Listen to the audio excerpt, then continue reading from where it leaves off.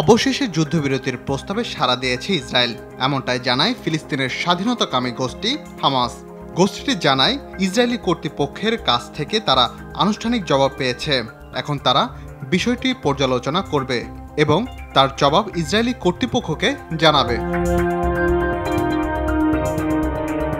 Times of Israel জানানো হয়, শনিবার কাতার থেকে এক বিবৃতিতে ইসরায়েলের জায়নবাদী দখলদার অভিহিত করে হামাসের গাজা বিষয়ক উপপ্রধান খলিল আল হায়া জানান, গত 13 এপ্রিল মিশর ও কাতারের কর্মকর্তাদের মাধ্যমে যে প্রস্তাব পাঠানো হয়েছিল তাতে আনুষ্ঠানিকভাবে সাড়া দিয়েছে ইসরায়েল। ওয়ালটন ফ্রিজ কিনে অনেকের মতো আপনিও হয়ে যেতে পারেন মিলেনিয়াল। সেরা পণ্যের সেরা অফার। গত প্রায় 7 মাস ধরে চলে ইসরায়েলি হামলা। এই সময় মধ্যে মাত্র একবার যুদ্ধবিরতি কার্যকর হয়েছে। কাতার, মিশর ও যুক্তরাষ্ট্রের মধ্যস্থতায় মূলত বন্দি বিনিময়ের শর্তে গত 25 নভেম্বর থেকে 1 ডিসেম্বর পর্যন্ত অস্থায়ী যুদ্ধবিরতি ঘোষণা করে উভয় পক্ষ।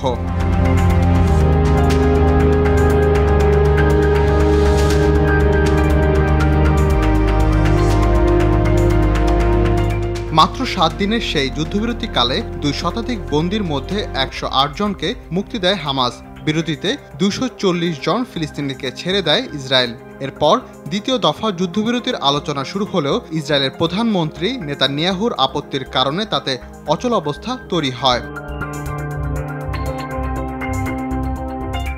সম্প্রতি মিশরে ফের যুদ্ধবিরতি আলোচনা শুরু হয়। এরপর মধ্যস্থতাকারীদের হাত দিয়ে গত 13 এপ্রিল ইসরায়েলকে একটি যুদ্ধবিরতি প্রস্তাব পাঠায় হামাস। সে সময় মিশরের এক কর্মকর্তা রয়টার্সকে জানান, প্রস্তাবে 33 জন ইসরায়েলি বন্দী বা জিম্মিকে মুক্তি দিতে সম্মতির কথা জানিয়েছে হামাস।